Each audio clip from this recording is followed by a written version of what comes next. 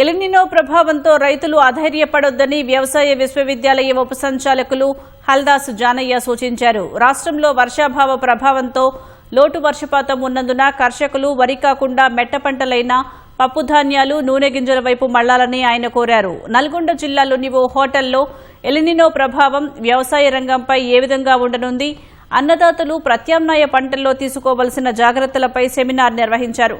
ఈ కార్యక్రమానికి agriculture university vice chancellor Janaiah ముఖ్య అతిథిగా పాల్గొని వర్షాభావ పరిస్థితులపై రైతులకు అవగాహన కల్పించారు.